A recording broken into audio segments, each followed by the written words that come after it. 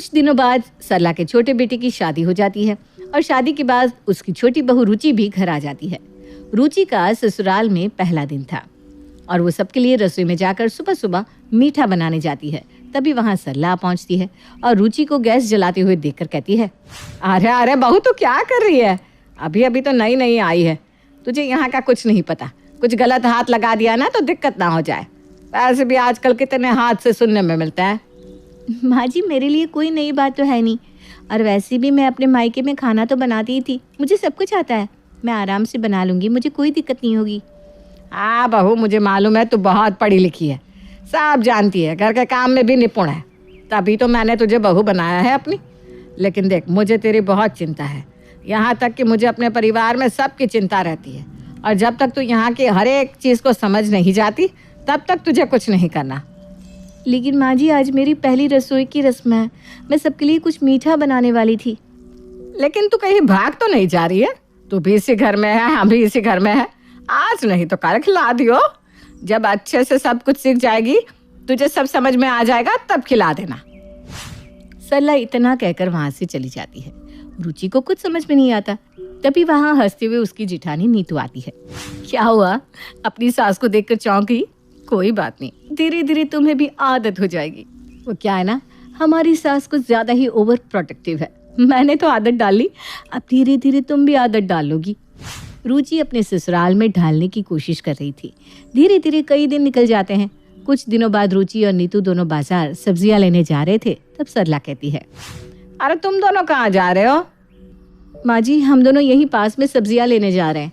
आप सो रही थी ना तो हमें आपको उठाना अच्छा नहीं लगा, इसलिए हम ऐसे ही जा रहे थे बिना बताए। नहीं तो रुचि अभी नई नई आई है, उसे ज्यादा कुछ पता नहीं है, लेकिन तुझे तो काफी टाइम हो गया है ना इस घर में, फिर तू कैसे भूल गई कि मैं क्या क्या कहती हूँ? जी माँ जी मैं कुछ समझी नहीं आपकी बात, आप क्या कहना चाहती हैं? अरे रुचि नई नवेली बहू है, आसपास के लोग वैसे ही नजर लगाते हैं। मैंने तो कल ही कहीं पढ़ा भी था कि नजर लगने की वजह से नई बहू की मौत हो गई। अरे मैं नहीं चाहती कि मेरी किसी भी बहू की मौत हो, मुझे तुम दोनों से बहुत प्यार है। माँ जी ऐसे कुछ नहीं होता, और नज़र वगैरह में विश्वास करना ठीक है, लेकिन इतना भी नहीं कि कहीं बाहर जा भी नहीं सकते। अरे तुम नई पीढ़ी के बच्चे हो ना, तुम्हें ये बात समझ में नहीं आएगी, लेकिन मुझे सब पता है, मैंने दुनिया देखी है। तुम दोनों कहीं बाहर नहीं जाओगी। अरे किसी ने किडनैप कर लिया तो? माँ जी आप ज़्यादा सोच रही हैं, ऐसा कुछ नहीं होगा। अरे दुनिया में करोड़ों लोग हैं, सबको छोड़कर सारी मुसीबतें क्या हमारे ही गले आकर पड़ेगी? और नहीं तो क्या, आजकल किसी पर भरोसा नहीं है। तुम दोनों जाओ काम करो, सब्जी मैं ले आऊंगी, और कुछ भी हो तो पहले मुझे ही बताया करो, अपने मन से अपनी मनमानी मत करने लगा करो। माँ जी पहले आप इसलिए मना करती थी कि मैं अकेली हूँ, लेकिन अब तो मेरी देवरानी भी आ गई ना, अब तो हम दोनों कहीं भी आ जा सकते हैं। अब तो मैं बिल्कुल भी तुम दोनों को कहीं जाने ना दूं। पहले मुझे एक की टेंशन थी, अब तुम दोनों की टेंशन है। कहीं नहीं जाना, बैठो घर पर। आस पड़ोस वाले वैसे घर पर नजर बनाए बैठे हैं और तुम दोनों को बाहर घूमना है। सरला अपनी दोनों बहू को कहीं नहीं जाने देती, बस अपने डर की वजह से। कुछ दिनों बाद रुचि काफी सुंदर तैयार होती है और अपने पति मोहित के साथ बाहर डिनर पर जा रही होती है, लेकिन सरला तुरंत रुचि को रोक देती है। अरे तुम दोनों इतनी रात को कहाँ जा रहे हो? माँ मेरे ऑफिस की तरफ से आज डिनर है, हम वहीं पर जा रहे हैं, सब कपल आ रहे हैं तो मैं भी रुचि को लेकर जा रहा हूँ। तेरा दिमाग तो ठिकाने पर है ना? अरे नई नवेली बहू को बाहर लेकर जा रहा है, वो भी इतने गहने पहनाकर, कोई चोर मिल गया तो लेने के देने पड़ जाएंगे।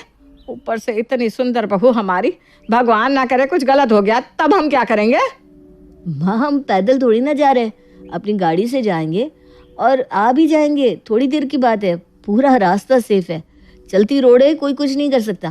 अब मुझे इतना नाकाबिल समझ रही हो क्या कि मैं अपनी बीवी की रक्षा भी नहीं कर सकता? बड़ा आया रक्षा करने वाला, जब सामने गुंडे मवाली आ गए ना तो दुम दबाते हुए भागता फिरेगा।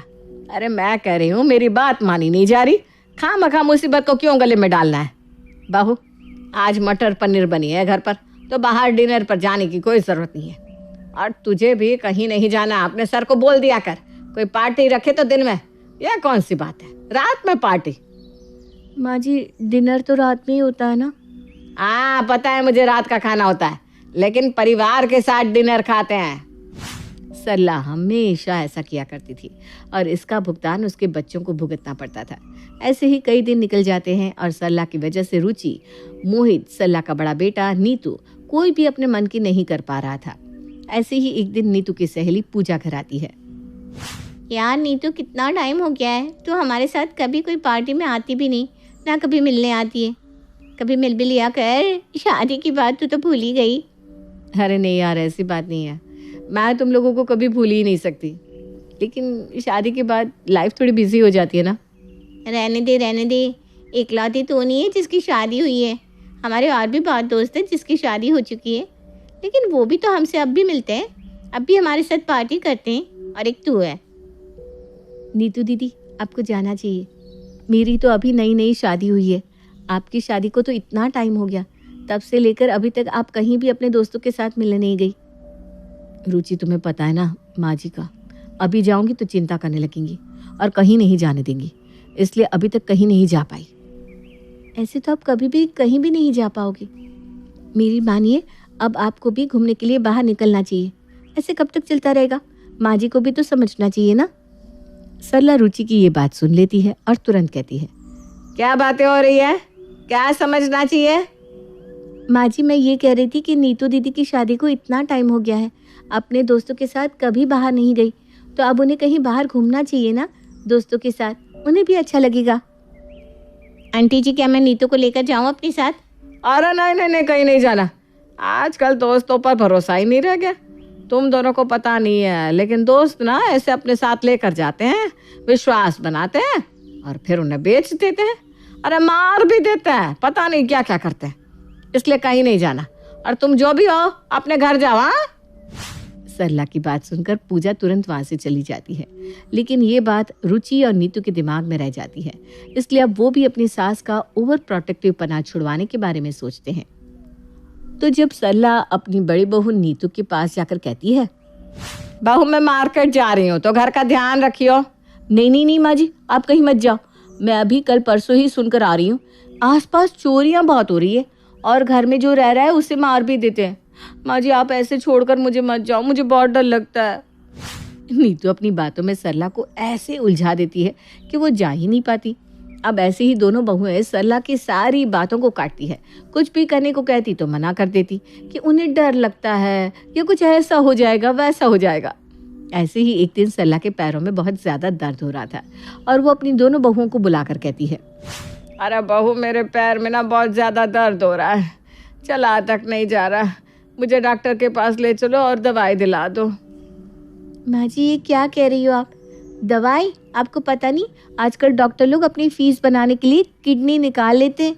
नहीं नहीं माँ जी, आप थोड़ी देर दर्द में रह लो, मुझे वो मंजूर है, लेकिन अगर आपकी किडनी निकाल ली और आपको कुछ हो गया तो? रुचि बिल्कुल सही कह रही है, आप यहीं रहो, कोई दवाई की जरूरत नहीं है, आप तो तंदुरुस्त हो, खुद ही अपने आप दर्द चला जाएगा। माँ जी, बहू की ऐसी लगातार हरकतों से सरला को समझ में आ जाता है कि आखिर उसकी बहू ऐसा क्यों कर रही है, और उसके बाद वो कभी भी अपनी बहू को लेकर ज्यादा ओवर प्रोटेक्टिव नहीं होती और इसलिए रोक टोक करना भी छोड़ देती है। विमला के पति का बहुत जल्द ही स्वर्गवास हो जाता है। पीछे रह जाती है प्यारी सी छोटी सी विमला और उसके 3 बच्चे। देख विमला, भाई छोटा था मेरा, लेकिन अब मैं कुछ नहीं कर सकता, मेरा अपना परिवार है, मुझे उसे भी तो देखना है। तो इस तरफ भाई कहता है, विमला, तेरे लिए मायके के दरवाजे खुले हैं, लेकिन अपना सहारा तो तुझे खुद ही बनना होगा ना। देख, हम लोग तो है ही, कभी कोई जरूरत हो तो बता देना। एक एक कर विमला को सब सांत्वना देकर चले जाते हैं। बचते हैं तो विमला, उसके 3 बच्चे और पति का जिगरी दोस्त मोहन। देखो विमला, मैं और कमलेश बहुत अच्छे दोस्त थे, मैं सबसे पहले कमलेश के सारे पेपर निकलवा कर आपकी पेंशन बनवा देता हूँ, कुछ पैसे आएंगे तो दिमाग भी चलेगा कि क्या करना है। हाँ वो तो है, लेकिन पति की मृत्यु के 13 दिन तक मैं घर से निकल नहीं सकती। अरे कोई बात नहीं, मैं जाकर सारे काम कर दूंगा, पेपर्स यही घर पर ला दूंगा, आप सिर्फ साइन कर देना। बहुत ही भला होगा आपका ये हो जाए तो। मोहन भाग दौड़ करके विमला की पेंशन बंधवा देता है। थोड़े दिन बाद बच्चों को लेकर विमला मायके जाती है, जहाँ विमला की भाभी कहती है, आइए आइए दीदी आइए, कैसी हैं? भैया के जाने के बाद तो आपके चेहरे से रौनक ही उड़ गई। बुआ आ गई, बुआ आ गई। बुआ आ गई, बुआ आ गई, ऐसे बोल रहे कि पता नहीं बुआ क्या क्या लेकर आई हो। अरे खाली हाथ ही तो आई होंगी, क्यों दीदी? विमला को गुस्सा आ जाता है। हाँ भाभी, कुछ नहीं लाई, क्योंकि रिवाज है कि ऐसे में पहली बार आते हैं तो खाली हाथ ही आते हैं। याद होगा, इनके होने पर जब भी आती थी तो बहुत कुछ लाती थी।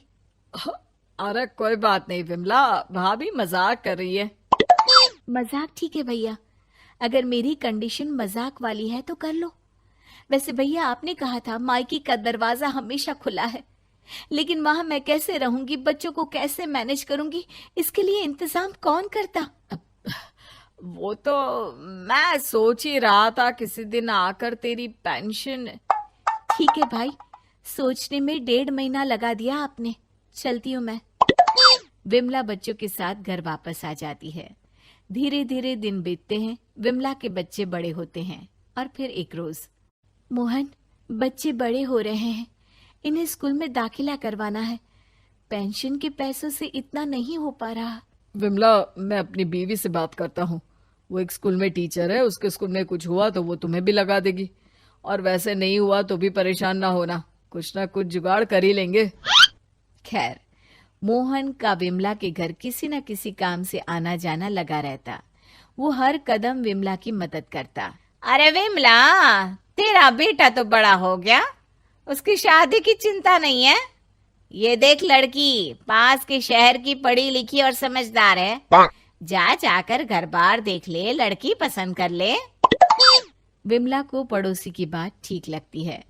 वो अपने भाई को फोन करती है, भैया, आपकी जरूरत आन पड़ी है, वो बड़े बेटे राहुल के लिए लड़की देखने जाना है, तो वक्त है तो चलिए। अरे बहन, अब तो मेरे काम का सीजन शुरू हुआ है। तू एक काम कर, अकेली हुआ, जैसा होगा मैं फोन में अवेलेबल रहूंगा। विमला निराश हो जाती है। वो समझ ही नहीं पाती कि वो क्या करे। तभी मोहन आ जाता है। विमला, वो तुम्हारी एक एफडी पूरी हो रही है, एक काम क्यों नहीं करती, राहुल की शादी कर दो, अब तो कमाने भी लगा है। हाँ अंकल, मम्मी भी इसी को लेकर परेशान है। दरअसल जो रिश्ता आया है वहां माँ के साथ जाने वाला कोई नहीं है। अरे तो जब पता है सभी को कि लड़के के पिता नहीं है तो जरूरत क्या है परेशान होने की। तुम्हारी माँ है भी तो इतनी बहादुर। वैसे भी राहुल बड़ा हो गया है, जरूरी नहीं है हर जगह किसी आदमी का साथ होना। वैसे भी शादी ब्याह ऐसे ही परिवार में होनी चाहिए जहाँ एक दूसरे के बीच में समझ हो, समझी? विमला को मोहन की बात से हौसला मिलता है। वो जाकर सब बात पूरी कर लड़की पसंद कराती है और राहुल की शादी हो जाती है, पास के शहर की महिमा से। अरे सासू माँ, बुरा न मानना, एक बात पूछूं? हाँ हाँ पूछो, क्या हो गया? ये मोहन अंकल कौन है? अरे इसमें बुरा मानने वाली क्या बात है? ये मोहन अंकल तेरे ससुर जी के बहुत अच्छे दोस्त थे। इनके जाने के बाद मैं टूट ही चुकी थी। परिवार वालों में से भी किसी ने कोई सहारा नहीं दिया, तब यही थे जिन्होंने मुझे संभाला और आज तक हौसला देते हैं। हाँ महिमा, और तो और तुम्हारे घर भी माँ को समझाकर इन्होंने ही भेजा था। अच्छा, तभी वहाँ मोहन आ जाता है। महिमा, जरा मोहन जी के लिए चाय ले आना। महिमा अंदर जाती है। अरे भाई, शादी के बाद घर कितना भरा भरा लग रहा है। मैंने कहा था ना, सही वक्त में शादी करवा कर तुम्हें भी अब आराम होगा। महिमा चाय देकर जाने लगती है कि सास टोकती है, बेटा मोहन अंकल को नमस्ते नहीं, प्रणाम नहीं, क्या हो गया? हुआ तो कुछ नहीं, बस किचन में दाल चढ़ाई है, वही देखने जा रही हूँ। अरे कोई बात नहीं बेटा, मैं घर का ही हूँ। हाँ, लग भी रहा है। महिमा की बात उन लोगों को ठीक तो नहीं लगती, पर कुछ नहीं कहते। कुछ दिनों में मोहन विमला के घर आना जाना छोड़ देता है। देख बेटा राहुल, ये मोहन अंकल कहाँ रह गए? कई दिन हो गए आए नहीं। ठीक तो है ना माँ? वैसे भी अच्छा नहीं लगता लोग क्या सोचते होंगे? तभी वहां पड़ोस की चाची आ जाती है। क्या सोचते होंगे? अरे जो लोग सोचने वालों के भरोसे रहते ना, तो तुम लोग आज किसी होटल में प्लेट धो रहे होते। रहने दीजिए ना चाची, बैठिए मैं चाय लाती हूँ। चाची आपको क्या है, बात तो हमारे घर की बनती होगी ना। देखो इसकी सास का बॉयफ्रेंड है। अरे बस कर महिमा, अगर किसी की निस्वार्थ भाव से मदद करना, किसी को सहारा देना, दुनिया की परवाह किए बिना सबके सामने भला सोचना, अगर इसे कोई भी नाम देना है तो दे दो, मुझे फर्क नहीं पड़ता। अरे और पड़ोसी तो हम हैं। जो लोगों की बात कर रही हो वो लोग कभी भी विमला के लिए ऐसा बोलते ही नहीं।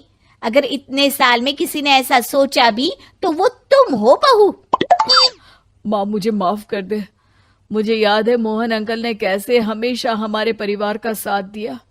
महिमा, अगर तुम्हें लगता है कि मोहन अंकल के कारण दुनिया तुम्हें कुछ कहेगी तो तुम जा सकती हो, लेकिन ये याद रखना, पति के बिना अगर किसी भी व्यक्ति की मदद ली तो दुनिया क्या कहेगी?